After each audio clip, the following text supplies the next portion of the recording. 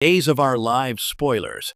Philip reaches out to Kate as Paulina and Marlena reflect on the past, a son's desperate gambit, and a matriarch's painful reckoning. In the ever-turbulent world of Salem, where legacies are built on secrets and love is often a prelude to heartbreak, this week's episodes of Days of Our Lives promise a masterclass in emotional storytelling. The narrative threads weaving through the town are pulled taut, connecting a son's desperate plea from the shadows to the quiet, profound reflections of two of Salem's most formidable women. As Philip Kyriakis reaches out from his isolated exile and Paulina Price and Marlena Evans delve into the ghosts of yesterday, we are reminded that in Salem, the past is never truly past. It's a living, breathing entity that dictates the future. The prodigal son's whisper, Philip's risky outreach. The name Kyriakis carries with it a weight of power, passion, and a propensity for self-destruction. For Philip Kyriakis, last played by J. Kenneth Johnson, that legacy has been a heavy burden. Having fled Salem under a cloud of disgrace and emotional ruin following his bitter rivalry with Brady Black for the heart of Chloe Lane, Philip has been the family's ghost, spoken of in hushed, worried tones, but never seen. This week, that ghost finds its voice. In a move fraught with risk, Philip makes contact with his mother, the indomitable Kate Roberts Lauren Coslow. The communication is not a triumphant phone call or a cheerful text. It is a covert, carefully worded message, the digital equivalent of a note passed in the dark. Spoilers indicate that the contact sends a jolt of both relief and alarm through Kate. Relief, because her son is alive and reaching out. Alarm, because the tone of his message is not one of a man ready to come home, but of one still teetering on the edge. Sources close to the Horton Square fountain suggest Philip's message is a cry for help disguised as a check-in. He's isolated, grappling with the demons that chased him away, the feeling of never quite measuring up to the Kyriakis name, the searing pain of losing Chloe, and the shame of his own actions. In reaching out to Kate, he is not seeking a welcome home parade. He is throwing a lifeline to the one person he believes can understand the complex tapestry of ambition and vulnerability that defines their family. Kate's response will be a testament to her evolution.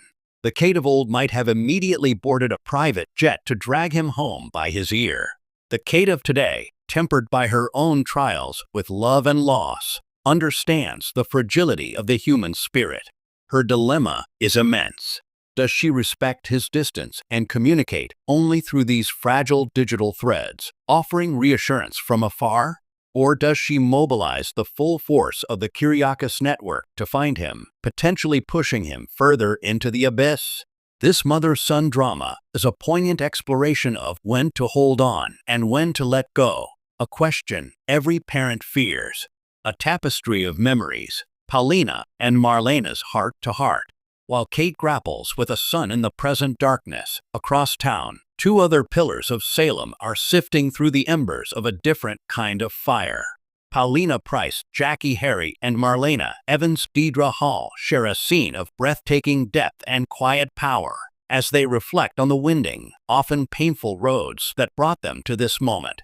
Their conversation, set in the comforting confines of Marlena's office or perhaps over coffee at the Brady pub, is not merely a trip down memory lane.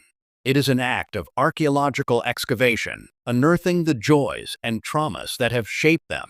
For Paulina, the reflection is deeply tied to her recent health scare and her miraculous recovery. She confides in Marlena about the clarity that facing mortality brings. The memories that surfaced weren't just of business triumphs or public accolades, but of Abe's unwavering love, of Lonnie's strength, and of the years she lost with her daughter, a loss that haunts her despite their reconciliation. Paulina has always been this force of nature, a hurricane in designer clothes, notes a show insider. But in these scenes, we see the calm after the storm. She's looking back at the wreckage and the beauty she left in her wake, and she's finally allowing herself to feel the weight of it all without judgment. Marlena, ever the insightful guide, meets her not as a therapist in this moment, but as a fellow traveler. Her own past is a mosaic of incredible love and unspeakable terror. her numerous kidnappings, her possession, the constant threats to her family. As Paulina speaks of regret and redemption, Marlena reflects on her own journey with John Black, a romance forged in amnesia and tested by evil twins, secret societies, and time itself. Their shared laughter over the absurdity of their lives is as poignant as their shared tears over their losses. This scene is more than filler. It's a foundational moment that reinforces the core theme of Days of Our Lives: resilience. In each other, Paulina and Marlena see a reflection of their own strength. They are living proof that a woman in Salem can be a victim of her circumstances one day and a victor over them the next. Their conversation serves as an emotional anchor for the entire episode, reminding viewers that beneath the sensational plot lines, these characters are, at their core, human beings who have loved, lost, and persevered. Thematic convergence, the unbreakable threads of the past. What makes this week's narrative so compelling is the thematic synergy between Philip's plight and the ladies' reflection. Philip is actively being crushed by his past. He is a prisoner of his mistakes, his heartbreak, and his perceived failures. He cannot move forward because he is chained to what was. Paulina and Marlena, in contrast, are demonstrating how to carry the past without being crippled by it. They are acknowledging their scars, speaking their regrets aloud, and in doing so, robbing those memories of their destructive power. They are not forgetting. They are integrating their history into their present wisdom. This creates a powerful question for the audience. Can Philip learn this lesson? Can he find a way to look back without flinching, to accept his part in his own downfall, and to forge a new path?